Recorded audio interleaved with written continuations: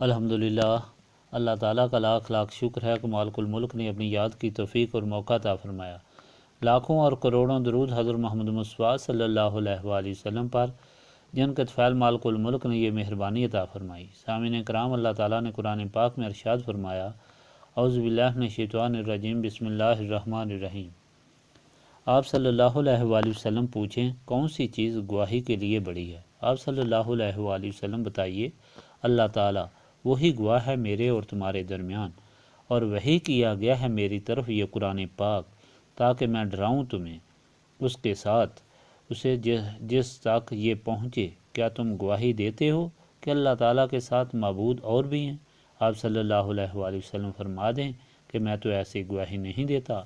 آپ صلی اللہ علیہ وآلہ وسلم فرما دیں کہ وہ تو صرف ایک اللہ تعالیٰ ہے، اور میں بے شک بیزار ہوں ان سے جنہیں تم شریک ٹھہراتے ہو۔ جن کو ہم نے دی ہے کتاب، وہ جانتے ہیں نبی پاک صلی اللہ علیہ وآلہ وسلم کو جیسے پہچانتے ہیں اپنے بیٹوں کو۔ جنہوں نے نقصان میں ڈال دیا ہے اپنے آپ کو، تو وہ نہیں ایمان لائیں گے۔ اور کون زیادہ ظالم ہے اس سے جس نے بہتان لگایا اللہ تعالیٰ پر جھوٹا یا جھٹلایا اس کی آیات کو، بے شک فلاح نہیں پائیں گے ظلم کرنے والے۔ اور وہ دن جب ہم جمع کریں گے سب کو، پھر ہم ان کو کہیں گے جو شرک کیا کرتے تھے کہ کہاں ہیں تمہارے شریک جن کا تم دعویٰ کرتے تھے؟ پھر ان کے پاس کوئی عذر نہ ہوگا اور سوائے یہ کہنے کے کہ اس اللہ تعالیٰ کی قسم جو ہمارا رب ہے کہ ہم شرک نہیں کرتے تھے۔ دیکھو کیسا جھوٹ باندھا انہوں نے اپنے نفسوں پر، اور گم ہو گئی ان سے جو افتراء بازیاں وہ کرتے تھے۔ پچھلی مرتبہ کے فرمان الہی میں، جس میں اللہ تعالیٰ نے اپنی شان بیان فرمائی، اور جب کفار نے حضور نبی پاک صلی اللہ علیہ وآلہ وسلم کی خدمت میں عرض کی کہ آپ صلی اللہ علیہ وآلہ وسلم نبوت کا دعویٰ دنیاوی فوائد کے لیے کرتے ہیں، تو ہم آپ صلی اللہ علیہ وآلہ وسلم کو اپنا حاکم بنا لیتے ہیں، دولت کا انبار آپ کے قدموں میں ڈھیر کر دیتے ہیں، اور مکہ مکرمہ کی سب سے خوبصورت عورت سے شادی کرا دیتے ہیں۔ آپ صلی اللہ علیہ وآلہ وسلم بتوں کی توہین نہ کریں اور دین اسلام کی تبلیغ نہ کریں۔ اس پر اللہ تعالیٰ نے حضور پاک صلی اللہ علیہ وآلہ وسلم کو حکم فرمایا، جس میں اپنی شان بیان فرمائی کہ آپ صلی اللہ علیہ وآلہ وسلم ان مکلوں کو بتا دیں کہ کیا میں اللہ تعالیٰ کو چھوڑ کر بتوں کی پرستش کروں؟ اللہ تعالیٰ تو سب کا خالق ہے، اور اس کی رحمت سے ہر چیز فائدہ اٹھا رہی ہے، اور اس کے سامنے سب نے جمع ہو کر اپنے اعمال کا جواب دینا ہے۔ وہی خالق ہے، وہی رازق ہے۔ یہ بت تو مخلوق ہیں، بے زبان ہیں، بے عقل ہیں، جو نہ نفع دے سکتے ہیں نہ نقصان۔ اللہ تعالیٰ تو جس کو نقصان پہنچائے اسے کوئی نہیں بچا سکتا، اور جس کو عطا کرے اسے کوئی روک نہیں سکتا۔ اس قدرت والے نے آپ صلی اللہ علیہ وآلہ وسلم کو بنایا اور شان دی، جس کی گواہی کائنات کی ہر شے دے رہی ہے۔ پھر کیوں لوگ اندھے ہو کر اسے سبق حاصل نہیں کرتے؟ وجہ یہ ہے کہ نسب رسولی صلی اللہ علیہ وآلہ وسلم سے محروم ہونے کی وجہ سے ان کے دل و دماغ ظلمت کے پردوں میں لپٹے ہوئے ہیں، اور شیطان جس طرف چاہتا ہے ان کو ہاں کر لے جاتا ہے۔ اور وہ لوگ جو نسب رسولی صلی اللہ علیہ وآلہ وسلم حاصل کرتے ہیں، ان کے دل و دماغ روشن ہو جاتے ہیں، ان کو خالق کی شان اور مخلوق کی عاجزی واضح نظر آتی ہے، اور وہ خالق کو چھوڑ کر مخلوق کے سامنے کبھی سر نہیں جھکاتے، اور اسی طرح سلامتی ایمان سے زندگی گزارتے ہیں۔ آج کا فرمان الہی بھی اسی حقیقت کی تشریح ہے۔ ان کفار نے جن کو حضور پاک صلی اللہ علیہ وآلہ وسلم نے اللہ تعالیٰ کے حکم سے یہ صاف جواب دیا، تو ان کا بیہودہ سوال یہ تھا کہ اچھا اگر یہ بات صحیح ہے تو پھر اس کا گواہ کون ہے کہ آپ صلی اللہ علیہ وآلہ وسلم اللہ تعالیٰ کے رسول صلی اللہ علیہ وآلہ وسلم ہیں، اور آپ کا فرمان سچ ہے؟ تو پھر اللہ تعالیٰ کی طرف سے حکم ہوا کہ آپ صلی اللہ علیہ وآلہ وسلم فرما دیجئے کہ اللہ تعالیٰ سے بڑھ کر کون گواہ ہو سکتا ہے؟ وہ اللہ تعالیٰ میرا گواہ ہے، اور اس کا کلام قرآن مجید پاک میرا گواہ ہے۔ اللہ تعالیٰ نے نبی پاک صلی اللہ علیہ وآلہ وسلم کی رسالت کا سب سے پہلا ثبوت قرآن پاک کی صورت میں عطا فرمایا، اور فرمایا کہ اگر تم اس پر شک ہے تو اپنے سارے دانشور علماء اور فضلاء لے آؤ اور اس کی طرح ایک آیت بنا کر لاؤ، تم ہرگز ایسا نہیں کر سکو گے، چانچہ آج تک کوئی جواب نہ دے سکا۔ اس قرآن پاک میں سارے گزشتہ نبیوں کے حالات بتا دیے گئے اور دعویٰ کیا گیا کہ اس میں ہر چیز کا ذکر ہے۔ حضور پاک صلی اللہ علیہ وآلہ وسلم کی نبوت کا سب سے بڑا معجزہ تھا۔ اس طرح اللہ تعالیٰ نے دوسرے اعجاز بھی حضور پاک صلی اللہ علیہ وآلہ وسلم کو عطا فرمائے۔ یہ اللہ تعالیٰ کی طرف سے گواہی تھی۔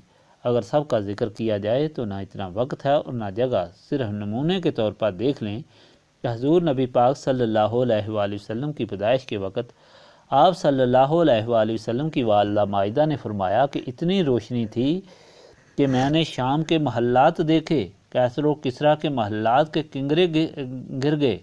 ایک زمانے سے جو آگ جل رہی تھی اور اس کی پرستش ہو رہی تھی وہ بجھ گئی، اور کعبۃ اللہ یعنی اللہ تعالیٰ کا گھر خانہ نبوت کی طرف جھک گیا۔ جب آپ صلی اللہ علیہ وآلہ وسلم اپنے چچا حضرت ابو طالب کے ساتھ شام کے سفر پر گئے تو عیسائیوں کے پادری بحیرہ نے دیکھا کہ آپ صلی اللہ علیہ وآلہ وسلم کے سر پر بادل کا ٹکڑا سایہ کیے ہوئے ہے۔ اس نے حضرت ابو طالب کو بتایا کہ یہ آخر الزمان نبی صلی اللہ علیہ وآلہ وسلم کی نشانی ہے، ان کی حفاظت کریں۔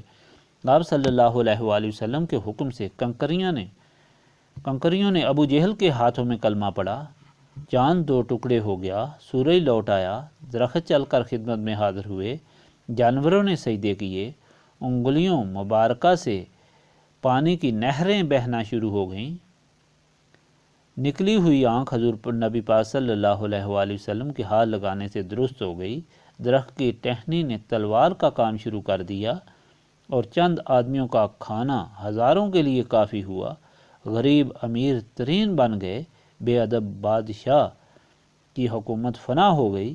غرض اللہ تعالیٰ نے ساری کائنات کو حضور نبی کریم صلی اللہ علیہ وآلہ وسلم کے اشارے پر موقوف کر دیا۔ جب حضور پاک صلی اللہ علیہ وآلہ وسلم چاہتے تھے تو اسی طرح ہوتا تھا۔ یہ اللہ تعالیٰ کی طرف سے گواہی تھی کہ آپ صلی اللہ علیہ وآلہ وسلم اللہ تعالیٰ کے سچے رسول ہیں۔ اس کے ساتھ یہ فرمایا گیا، یہ لوگ جو انکار کر رہے ہیں یہ مغالطے یا بے خبری کی وجہ سے انکار نہیں کرتے بلکہ حسد کی وجہ سے کرتے ہیں۔ جس طرح انسان اپنے بچے کو جانتا پہچانتا ہے، اسی طرح ان کو معلوم ہے کہ حضور پاک صلی اللہ علیہ وآلہ وسلم اللہ تعالیٰ کے رسول ہیں۔ یہ لوگ زمانے سے چاروں طرف سے ہجرت کر کے مدینہ پاک میں حضور پاک صلی اللہ علیہ وآلہ وسلم کی آمد کے منتظر رہے، اور ان کے علماء گھر گھر تبلیغ کرتے تھے کہ اللہ تعالیٰ کے آخری رسول صلی اللہ علیہ وآلہ وسلم آنے والے ہیں، جن کی رسالت پر ایمان لانے سے نجات ہوگی۔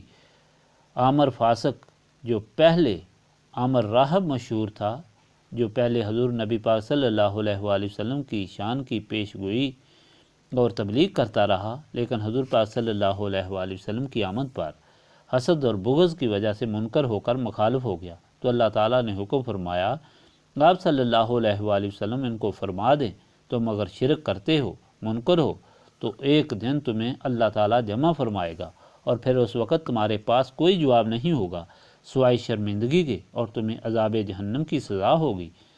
آپ صلی اللہ علیہ وآلہ وسلم فرما دیں کہ میں اپنے اللہ تعالیٰ کی عبادت کرتا ہوں اور تمہیں اس قرآن پاک کے ذریعے راہ راست کی طرف بلا رہا ہوں، لیکن منکر ہو کر تم نے بڑا گھاٹے کا سودا کر لیا ہے۔ سامعین کرام، جس طرح آپ کو بتایا تھا کہ سب دیکھنے اور سمجھنے کے باوجود جو لوگ ایمان نہیں لائے اس کی وجہ اور کچھ نہ تھی سوائے اس کے کہ وہ نسبت رسولی صلی اللہ علیہ وآلہ وسلم سے محروم تھے، اور ان کے دل و دماغ ظلمت میں ڈوب گئے تھے۔ جن کو نسبت رسولی صلی اللہ علیہ وآلہ وسلم حاصل تھی، انہوں نے تو صرف چہرہ مبارک دیکھ کر کہا کہ یہ ہیں اللہ تعالیٰ کے رسول صلی اللہ علیہ وآلہ وسلم، اور ہم ان کی غلامی اختیار کرتے ہیں، اور جان و مال، اولاد اور وطن سب کچھ حضور پاک صلی اللہ علیہ وآلہ وسلم پر نثار کر دیا، اور اس طرح دونوں جہانوں میں سرخرو اور سرفراز ہوئے۔ یہی وجہ ہے کہ یہاں پر تعلیم دی جاتی ہے کہ ایمان نو ایکان جو حضور صلی اللہ علیہ وآلہ وسلم کے غلاموں کو حاصل تھا، کہ جس کی وجہ سے وہ زمان و مقام پر غالب آئے، وہ نسبت رسولی صلی اللہ علیہ وآلہ وسلم کی برکت سے ہی تھا۔ اس لیے اگر وہی کیفیت چاہتے ہو تو نسبت رسولی صلی اللہ علیہ وآلہ وسلم حاصل کرو، اور اسے حاصل کرنے کے لیے سینوں کو صاف کرو۔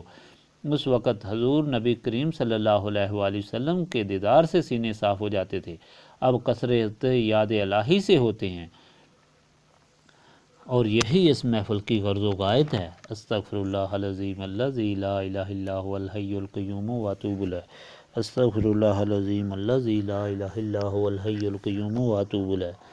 استغفر اللہ العظیم الذی لا الہ الا هو الحی القیوم واتوب